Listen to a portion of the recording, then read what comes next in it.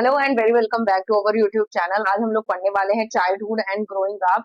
और ये हमारा जो पार्ट चल रहा है, हमारी जो सीरीज चल रही है एजुकेशन एंड टीचिंग मेथोडोलॉजी, उसका ये हमारा पार्ट है चाइल्डहुड एंड ग्रोइंग अप, यानी कि विद्यावस्था और मेच्योरिटी की तरफ जो जाती है। तो उसमें जो जो प्रॉब्लम्स होती है बच्चे फेस करते हैं, और उसके लिए क्या स्ट्रैटेजीज होनी चाहिए उन प्रॉब्लम्स को ओवरकम करने के लिए।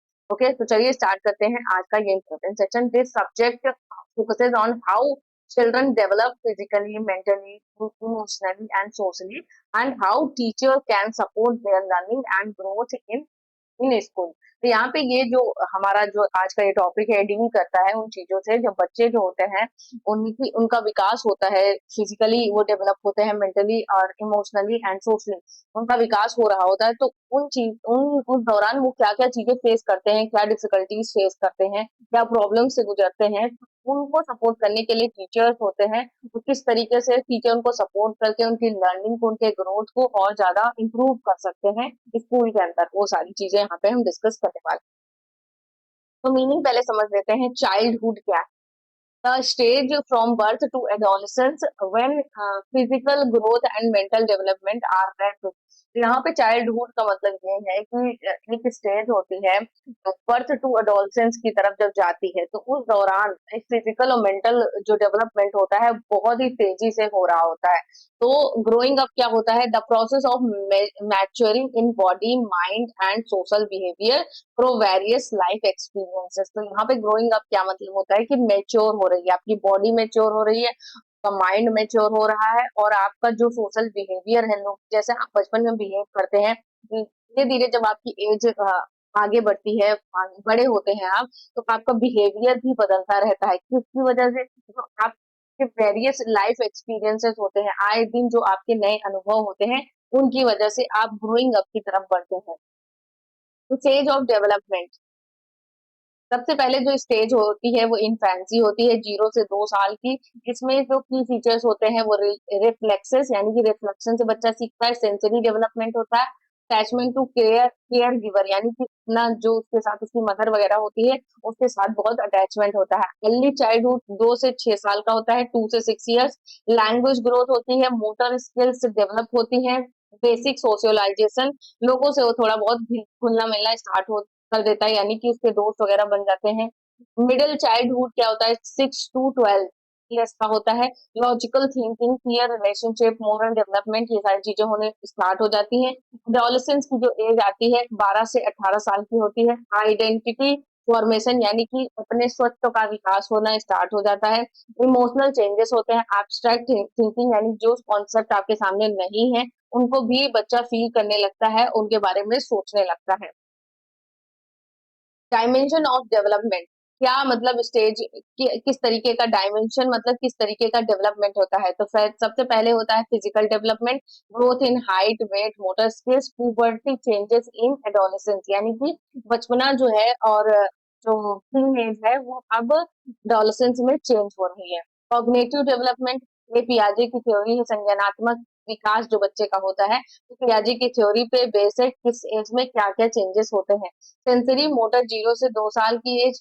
Pre pre pre operational stage 2 से 7 ईयर्स की। और कॉन्क्रीट ऑपरेशनल 7 से 11 ईयर्स की। और फॉर्मल ऑपरेशन यानी कि 12 प्लस ईयर्स की। तो सेंसरी मोटर क्या होता है? बच्चे अपना सेंसर से सीखते हैं।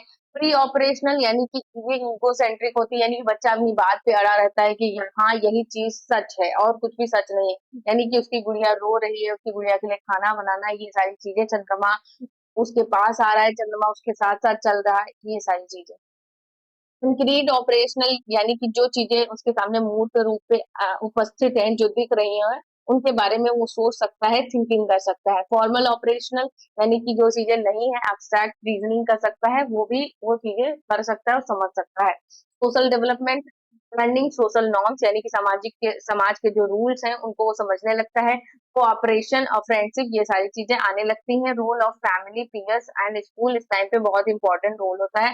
Emotional development, understanding and managing emotions, कौन से इमोशंस हमें दिखाने हैं, किस इमोशंस को कितना बैलेंस करना है, ये चीजें। इम्पैथी, सेल्फ कंट्रोल और कॉपिंग स्किल्स, यानी एक दूसरे को कॉपी करके सीखते हैं और साथ ही साथ सेल्फ कंट्रोल आ जाता है। इम्पैथी यानी कि लोगों के लिए सद्भावना रखना, उनकी उनके दर्द को महसूस करना। मोरल डेवलपमेंट, ये कोलबर्ग की थ्योरी है, मैंने आपको बताया था। Pre conventional, obedience to avoid punishment, conventional, following rules to gain approval. उसके बाद post conventional, principle of justice and equality. Factors affecting growth and development, क्या फैक्टर्स अफेक्ट करते हैं ग्रोथ और डेवलपमेंट यानी वृद्धि और विकास को?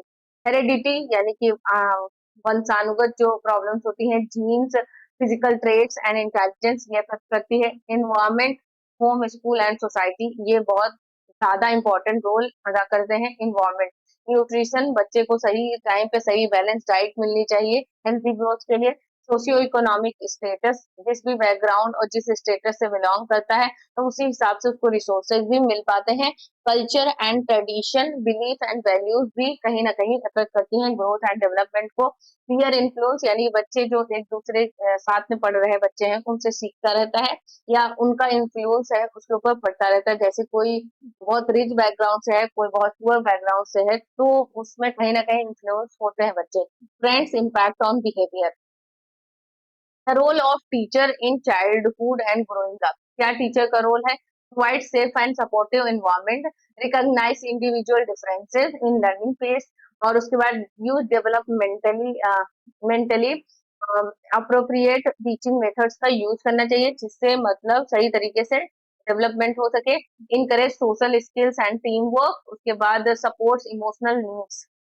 एजुकेशनल इम्प्लीकेशन, किस तरीके से आप एजुकेशन में इम्प्लीकेशन कर सकते हैं जो डेवलपमेंट एंड ग्रोइंग अप को। Curriculum should match the developmental stage, यानी जिस तरीके की स्टेज है उस तरीके का करिकुलम होना चाहिए। Activity based play way method for young children, group discussion, debate for adolescence, inclusion of value education for moral growth.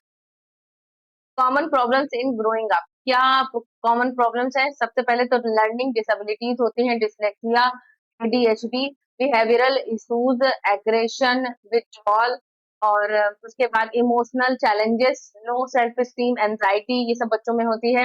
Social adjustment problem, bullying, एक दूसरे को बुली करते हैं।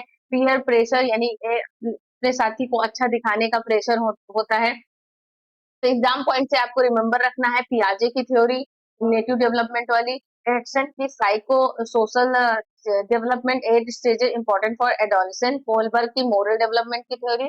वाइगोत्स्की की social interaction and zone of proximal development, ये concept मैंने आपको पढ़ाए हैं, ये आपको ध्यान रखना है।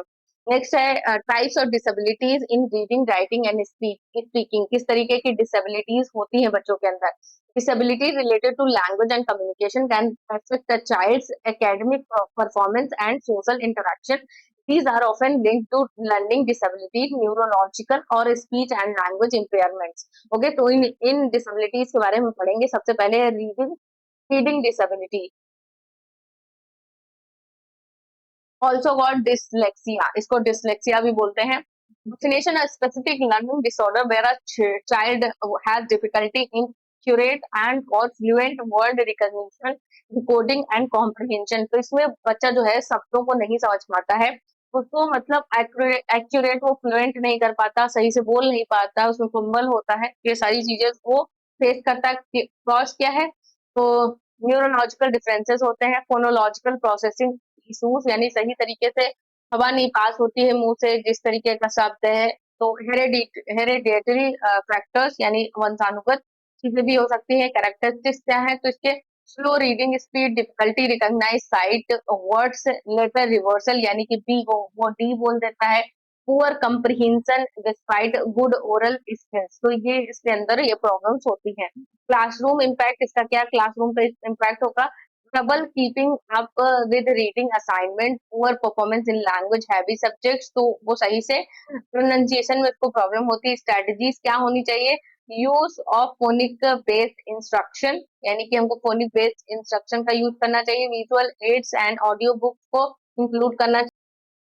रिपीटेड रीडिंग प्रैक्टिस, बार बार बोल के उसको पढ़ाना चाहिए, रीड करवाना चाहिए उससे।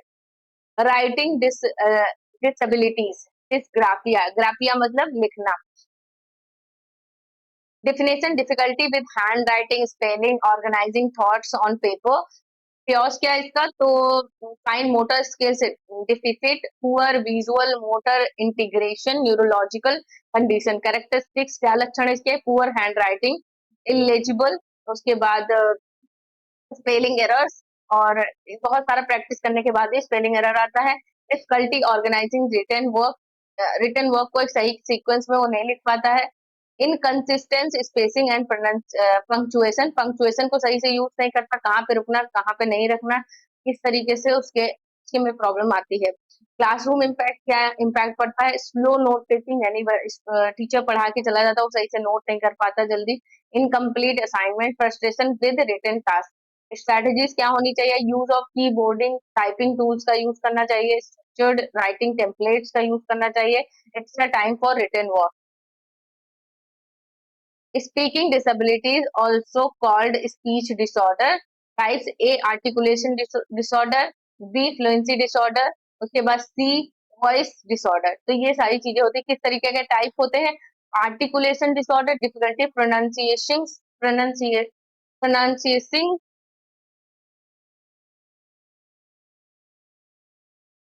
Sorry, difficulty pronouncing certain words, example R और एस को सही से प्रोनाउंस नहीं कर पा रहा है वो। उसके बाद फ्लुएंसी डिसऑर्डर होता है, स्टैमरिंग और स्पैटरिंग। उसके बाद voice disorder, problem with pitch, volume और क्वालिटी, किस शब्द पे कितना जोर देना है, ये उसको डिफिकल्टी होती है। क्या कारण है इसका, तो हियरिंग लॉस, यानी कि सही से वो सुन नहीं पाता। Oral structure issue, neurological damage, development delays, यानी विकास में धीमी गति। कैरेक्टरिस्टिक्स क्या है, तो miss pronunciation of words, cause और रेपिटेशन ऑफ वो साउंड्स, स्ट्रेन्ड और नेजल वॉइस, ये सारी चीजें हैं। क्लासरूम इम्पैक्ट क्या है, तो हेजिटेशन इन आंसरिंग ओरली, सही से जल्दी से बोलने में उसको घबराहट हो रही है। Reduce participation in discussion, discussion में वो पार्टिसिपेट नहीं करेगा। स्ट्रेटेजी क्या होनी चाहिए इसको सही ट्रैक पे लाने के लिए, स्पीच थेरेपी सपोर्ट होना चाहिए। Encouragement without pressure, peer sensitisation to avoid bullying, यानी कि बच्चे जो हो साथ में उनको मतलब सही तरीके से ये बोले कि बुली ना करें, तो ये सब अवॉइड करेंगे तो सही से मैनेज हो जाएगा। Listening disabilities, difficulty processing and interpreting spoken language despite normal hearing ability, यानी कि सुनी हुई बात को सही तरीके से वो स्पीक नहीं कर पाता, बोल नहीं पाता है। क्या कारण है, neurological processing issues, brain injury. क्या लक्षण है, trouble following oral instruction, frequently asking for repetition, यानी कि कहता है कि रिपीट करिए, बार बार रिपीट करने को बोलता है। Misunderstanding verbal explanation. Classroom impact क्या पड़ेगा, तो confusion during oral lesson, poor note taking from verbal lectures. क्या स्ट्रेटेजी होनी चाहिए, written as well as oral instruction, minimise background noise, उसके बाद use of assistive listening devices का यूज करना चाहिए। नेक्स्ट है कंबाइंड और मल्टीपल डिसेबिलिटीज, किसी बच्चे के अंदर बहुत सारी डिसेबिलिटीज होती हैं। कॉम्बिनेशन ऑफ टू और मोर इम्पेयरमेंट्स, एग्जाम्पल रीडिंग का भी उसके अंदर प्रॉब्लम है, राइटिंग डिसेबिलिटी भी है, स्पीच और हेयरिंग इम्पेयरमेंट भी है। उसके बाद क्या इम्पैक्ट पड़ेगा इसका, greater difficulty in academic achievement without tailored intervention, यानी कि सही तरीके से अगर उसको गाइड नहीं किया गया तो उसको बहुत ज्यादा डिफिकल्टी होगी एकेडमिक अचीवमेंट में। क्या अप्रोच है, तो मल्टी सेंसरी टीचिंग होनी चाहिए, यूज ऑफ टेक्नोलॉजी, कोलेबोरेशन भी विद स्पेशल एजुकेटर्स जो होते हैं इन बच्चों को पढ़ाने के लिए, उनके साथ कोलैब करना चाहिए। एक बार हम इसको सही से समराइज कर लेते हैं, तो रीडिंग जो डिसेबिलिटी होती है, dyslexia, decoding and comprehension issue आता है इसमें। उसके बाद लेटर रिवर्सल, स्लो रीडिंग, ये सब इसके एग्जाम्पल हैं। राइटिंग में डिस्ग्राफिया और डिसकैलकुलिया होता है उसमें, जब कैलकुलेशन में प्रॉब्लम होती है बच्चे को। हैंड राइटिंग एंड स्पेलिंग में आता है ये डिस्ग्राफिया, लिखने से रिलेटेड है। Poor organisation in essays, speaking speech disorder, pronunciation, fluency voice, stammering, mispronunciation, और उसके बाद लिसनिंग में auditory processing disorder, understanding spoken words में इशू आता है, misinterpreting oral instruction, multiple disabilities, mixed disabilities होती है, कॉम्बिनेशन ऑफ इम्पेयरमेंट, बहुत सारी डिसेबिलिटीज एक साथ होती हैं, डिस्लेक्सिया प्लस एडीएचडी, यानी कि बच्चा इसमें बिल्कुल भी उस पर कंट्रोल नहीं रहता, इधर उधर भागता रहता है, एक जगह कॉन्सेंट्रेट होकर नहीं बैठता है, वो चीजें हैं। तो डिसलेक्सिया और एडीएचडी ये मल्टीपल जब डिसेबिलिटीज होती हैं तब होता है। तो यहाँ पे ये हमारा इम्पोर्टेंट लेसन कंप्लीट होता है, childhood and growing up. Hope guys आपके सारे कॉन्सेप्ट यहाँ पे क्लियर हो गए हों। थैंक्स फॉर वॉचिंग, मिलते हैं नेक्स्ट वीडियो में, बाय बाय।